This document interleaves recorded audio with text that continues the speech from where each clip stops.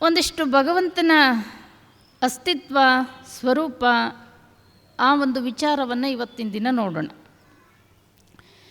ದೇವರು ಧರ್ಮದ ಹೆಸರಿನಲ್ಲಿ ನಡೀತಕ್ಕಂಥ ಮೋಸ ವಂಚನೆಗಳನ್ನು ಕಂಡು, ಸುಲಿಗೆಗಳನ್ನು ಕಂಡು, ಎಷ್ಟು ಒಳ್ಳೆಯದಾಗಬೇಕು ಅದಕ್ಕಿಂತ ಹೆಚ್ಚಾಗಿ ದೇವರ ಧರ್ಮದ ಹೆಸರಿನಲ್ಲಿ ಮೋಸಗಳೇ ನಡೀತಾ ಇರತಕ್ಕಂಥದ್ದನ್ನು ಕಂಡು, ಇತ್ತೀಚಿನ ಪೀಳಿಗೆ ಇಷ್ಟೆಲ್ಲ ದೇವರ ಧರ್ಮದ ಹೆಸರಲ್ಲಿ ಮೋಸ ಅನ್ಯಾಯಗಳು ನಡೀತಾ ಇದೆ ಅಂದರೆ ಬಹುಶಃ ದೇವರೇ ಇರಲಿಕ್ಕಿಲ್ಲೇನೋ ಅನ್ನುವಂಥ ಒಂದು ಮನಸ್ಥಿತಿಗೆ ಬಂದಿರತಕ್ಕಂಥವ್ರನ್ನು ನಾವು ಬಹಳ ಜನಗಳನ್ನು ನೋಡ್ತೇವೆ. ನಿಜವಾಗಲೂ ದೇವರ ಅಸ್ತಿತ್ವವನ್ನು ಸರಿಯಾಗಿ ತಿಳ್ಕೊಂಡಿದ್ದೇ ಆದರೆ, ದೇವರ ಬಗ್ಗೆ ಯಾರಾದರೂ ದೇವರು ಇಲ್ಲ ಅಂತ ಹೇಳಿದರೆ, ಪ್ಲೇಟೋ ಒಂದು ಮಾತನ್ನು, ಒಂದು ಪ್ರಶ್ನೆಯನ್ನು ಕೇಳ್ತಾನೆ ದೇವರಿಲ್ಲ ಅಂತ ಹೇಳೋರಿಗೆ. ಏನು ಕೇಳ್ತಾನಾತ ಅಂದರೆ, ನೀವೆಲ್ಲ ಹುಟ್ಟಲಿಕ್ಕೆ ಯಾರು ಕಾರಣ ಅಂತ ಕೇಳ್ತಾನೆ. ನೀವೆಲ್ಲ ಹುಟ್ಟಲಿಕ್ಕೆ ಯಾರು ಕಾರಣ? ನಮ್ಮಪ್ಪ ಅವ್ವ ಕಾರಣ. ನಿಮ್ಮಪ್ಪ ಕಾರಣ. ನಿಮ್ಮಪ್ಪನಿಗೆ ಯಾರು ಕಾರಣ? ಅವರಪ್ಪ ಕಾರಣ. ಅವರಪ್ಪನಿಗೆ ಯಾರು ಕಾರಣ? ಅವರಪ್ಪನಿಗೆ ಕೊನೆಗೊಬ್ಬ ಯಾರು ಅಪ್ಪಿಲ್ದ ಇದ್ದವನು ಇರಬೇಕಲ್ಲ.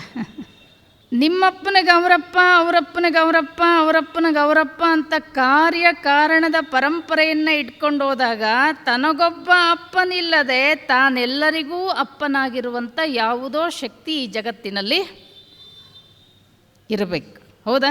ಕೊನೆ ಮುಟ್ಟಿದಾಗ ನಿಮ್ಮಪ್ಪನಿಗೆ ಅವರಪ್ಪ, ಅವರಪ್ಪನಿಗೆ ಅವರಪ್ಪ ಅಂತ ಇಟ್ಕೊಂಡು ಹೋದರೆ ಅಪ್ಪಿಲ್ಲದೆ ಇದ್ದವನು ಯಾರು ಇರಬೇಕಲ್ಲ. ಅವನೇ ಈ ಜಗತ್ತಿಗೆ ಪರಿಪೂರ್ಣ ತಂದೆ ತಾಯಿ. ಅವನೇ ಈ ಜಗತ್ತಿಗೆ ನೀವ್ಯಾರು ಪರಿಪೂರ್ಣವಾದ ತಂದೆ ತಾಯಿ ಅಲ್ಲಂತೆ. ಯಾಕಲ್ಲ ಅಂದರೆ, ನೀವು ಒಂದು ಮಗುವಿಗೆ ತಂದೆ ತಾಯಿ ಆಗೋದಕ್ಕಿಂತ ಪೂರ್ವದಲ್ಲಿ ನೀವು ಮತ್ತೊಬ್ಬನಿಗೆ ಏನಾಗಿದ್ರಿ? ನೀವು ಮಗ ಆಗಿದ್ರಿ, ನೀವು ಮಗಳಾಗಿದ್ರಿ. ಹಾಗಾಗಿ ಪರಿಪೂರ್ಣವಾದ ತಂದೆ ತಾಯಿ ಅಲ್ಲಂತೆ.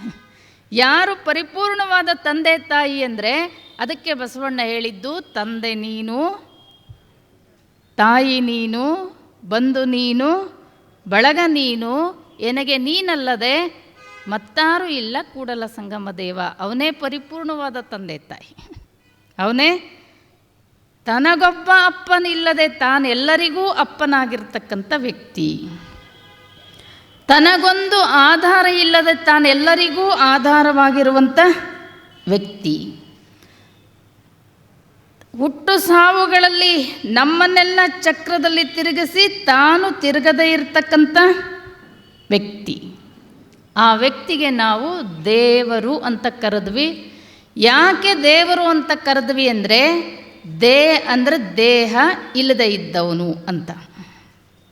ಅಂದರೆ ದೇಹ ಇಲ್ಲದೆ ಇದ್ದವನು.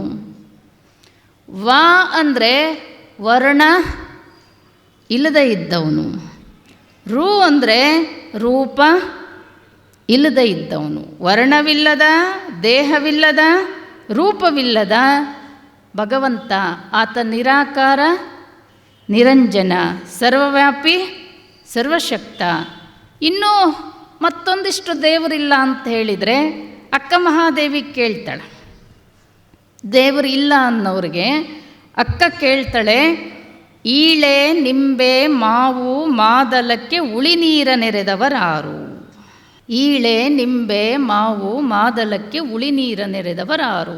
ಉಳಿ, ಸಿಹಿ, ಕಹಿ, ಒಗರು ವಿಜ್ಞಾನಿಗಳು ಮಾಡ್ಯಾರೇನ್ರಿ? ಇಲ್ಲ. ನೀವೆಷ್ಟೆಲ್ಲ ಮುಂದುವರೆದಿರ್ಬೋದು, ವಿಜ್ಞಾನ ಏನೆಲ್ಲ ಮಾಡಿರ್ಬೋದು, ನಿಮ್ಮಿಂದೊಂದಿಷ್ಟು ಭತ್ತ, ರಾಗಿ, ಜೋಳ ವಿಜ್ಞಾನದಿಂದ ಮಾಡಲಿಕ್ಕೆ ಬರ್ತದೇನು? ಈಳೆ ನಿಂಬೆ ಮಾವು ಮಾದಲಕ್ಕೆ ಉಳಿ ನೀರ ನೆರೆದವರಾರು. ಕಬ್ಬು, ಬಾಳೆ, ಹಲಸು, ನಾರಿವಾಳಕ್ಕೆ ಸಿಹಿ ನೀರ ನೆರೆದವರು ಯಾರು? ಯಾರು ಮಾಡ್ಯಾರೆ?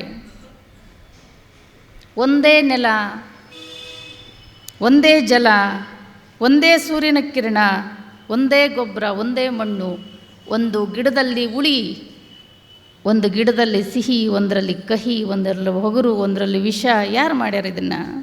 ಮತ್ತು ಸರ್ವಜ್ಞ ಕೇಳ್ತಾನೆ, ಚಿತ್ರವನ್ನು ನವಿಲಿ ನೋಡು.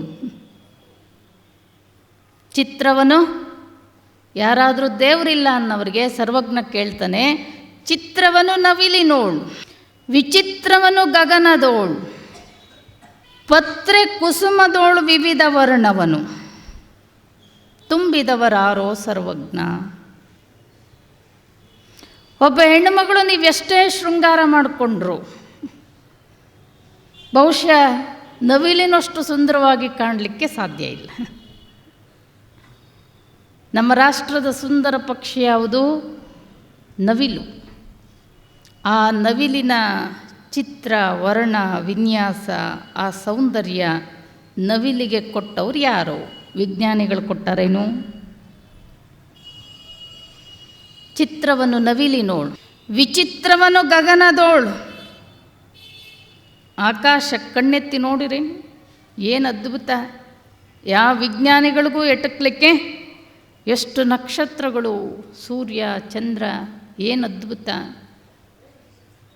ಯಾರು ಮಾಡ್ಯಾರ ಇದನ್ನು? ವಿಚಿತ್ರವನ್ನು ಗಗನದೋಳು, ಪತ್ರೆ ಕುಸುಮದೋಳು ವಿವಿಧ ವರ್ಣವನು. ಎಷ್ಟು ಥರ ಹೂವು, ಎಷ್ಟು ಥರ ಕಲರ್, ಎಷ್ಟು ಥರ ಡಿಸೈನ್, ಎಷ್ಟು ಥರ ಸುವಾಸನೆ. ಯಾರು ಮಾಡ್ಯಾರ ಇದನ್ನು? ಪತ್ರೆ ಕುಸುಮದೋಳು ವಿವಿಧ ವರ್ಣವನು, ತುಂಬಿದವರಾರೋ ಸರ್ವಜ್ಞ. ಹಿಂಗಿನೊಳು ನಾತವನು, ಹಿಂಗಿನೊಳು ನಾತವನು, ತೆಂಗಿನೊಳು ಎಳನೀರ, ಭೃಂಗ ಕೋಗಿಲೆಗೆ ಕಂಠವನು, ತುಂಬಿದವರಾರೋ ಸರ್ವಜ್ಞ. ಹಿಂಗಿನಲ್ಲಿರ್ತಕ್ಕಂಥ ವಾಸನೆಯನ್ನು ಯಾರು ಕೊಟ್ಟರೆ? ತೆಂಗಲ್ಲಿರುವಂಥ ಎಳನೀರನ್ನು ಯಾರು ಕೊಟ್ಟಿದ್ದಾರೆ? ಭೃಂಗ ಕೋಗಿಲೆಗೆ ಕಂಠವನು. ನಮ್ಮ ಭಾರತದ ಕೋಗಿಲೆ ಅಂತ ಯಾರಿಗೆ ಕರೆದ್ರು? ಆಕಿ ಧ್ವನಿ ಹೆಂಗಿದೆ ಅಂದರೆ, ಸರೋಜಿನಿ ನಾಯ್ಡು ಧ್ವನಿ ಹೆಂಗಿದೆ ಅಂದರೆ ಕೋಗಿಲೆ ಧ್ವನಿ ಇದ್ದಂಗಿದೆ ಅಂದರು. ಹೌದಾ? ಯಾರೂ ಕೋಗಿಲೆ ಧ್ವನಿ ಸರೋಜಿನಿ ನಾಯ್ಡು ಧ್ವನಿ ಇದ್ದಂಗಿದೆ ಅಂತ ಹೇಳಲಿಲ್ಲ. ಸರೋಜಿನಿ ನಾಯ್ಡು ಧ್ವನಿ ಹೆಂಗಿದೆ? ಕೋಗಿಲೆ ಧ್ವನಿ ಇದ್ದಂಗಿದೆ ಅಂದರು. ಯಾರು ಕೋಗಿಲೆ ಧ್ವನಿ ಸರೋಜಿನಿ ನಾಯ್ಡು ಧ್ವನಿ ಇದ್ದಂಗಿದೆ ಅಂತ ಹೇಳಲಿಲ್ಲ. ಅಂಥ ಸುಂದರವಾಗಿರ್ತಕ್ಕಂಥ ಕಂಠವನ್ನು ಕೋಗಿಲೆಗೆ ಕೊಟ್ಟವರು ಯಾರು? ಹಿಂಗಿನೊಳು ನಾತವನು, ತೆಂಗಿನೊಳು ಎಳನೀರ, ಭೃಂಗ ಕೋಗಿಲೆಗೆ ಕಂಠವನು, ತುಂಬಿದವರಾರೋ ಸರ್ವಜ್ಞ. ಯಾರು ತುಂಬಿದ್ದಾರೆ ಇದನ್ನು? ಯಾರು ತುಂಬಿದ್ದಾರೆ?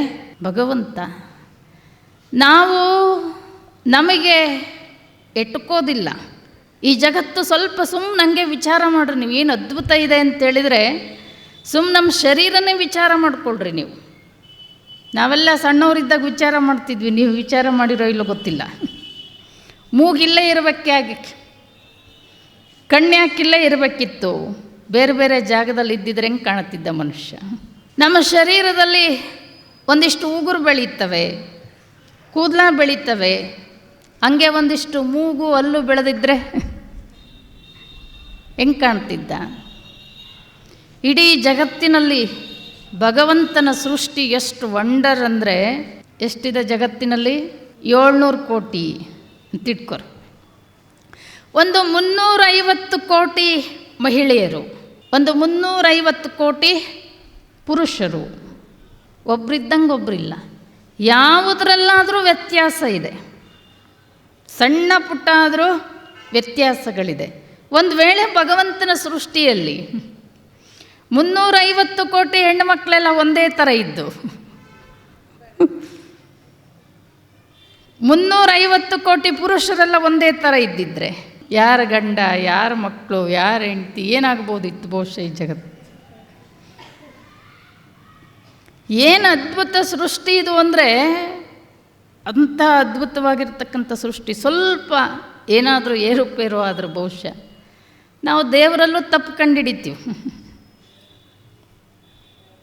ದೇವರಲ್ಲೂ ಒಬ್ಬ ಧಾರವಾಡ ಯೂನಿವರ್ಸಿಟಿಯಲ್ಲಿ MSc ಓದ್ತಿದ್ದ.